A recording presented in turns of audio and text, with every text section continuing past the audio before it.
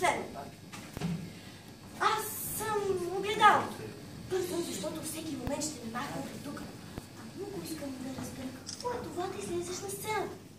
Аз съм огледалото в чакащи артисти. Какво е чакащи артисти ли?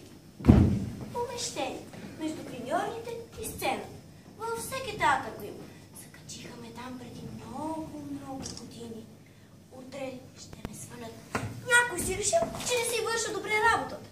Моята работа е да давам самочувствие и смелост на актьорите.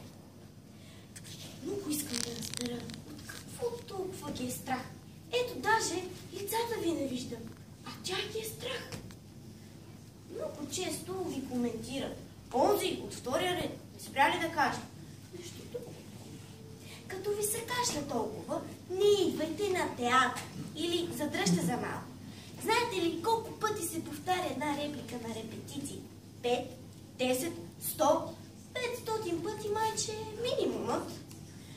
Бедният Войчо Ваню, ти плачеш. Не така сълзливо. Бедният Войчо Ваню, ти плачеш. Остави кърпичката. Бедният Войчо Ваню, ти плачеш. Пъхни ръката си от рамото. И така 999 пъти. И на премиерата бедният Войчо от втория ред или от третия. И толкова ли не можете без бомбони? Ще трябва точно по средата на представлението да дъвчете. Знаете ли какво е някой пред теб или зад теб да развива книжка на бом-бом? Бавно, внимателно, продължително, с прекъсване. И после на някой до теб. И изкажи. И пак. Бавно, внимателно, с прекъсване.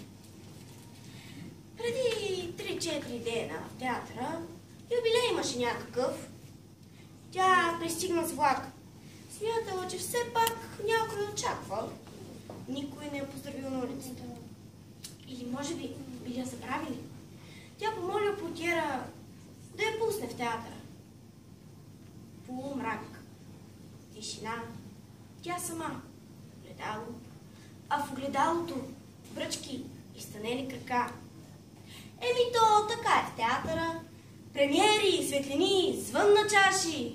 А после съкръщения, лятна скука, мрак, тишина. Аз съм актриса. Огледалото, то ми е роля. Огледалото не говори. Сега оптимизация на състава. Така казват, като ни съкръщават. Няма пари за театър. В България театър има навсякъде, да? Да дават пари за култура другите нации.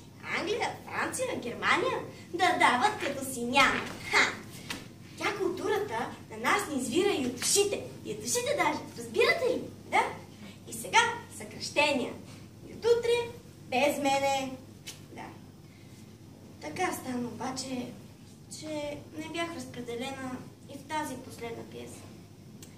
Но много ми се искаше поне още веднъж за последно да изляза на сцената. И за това си измислих тази малка роличка на огледалото. Благодаря ви.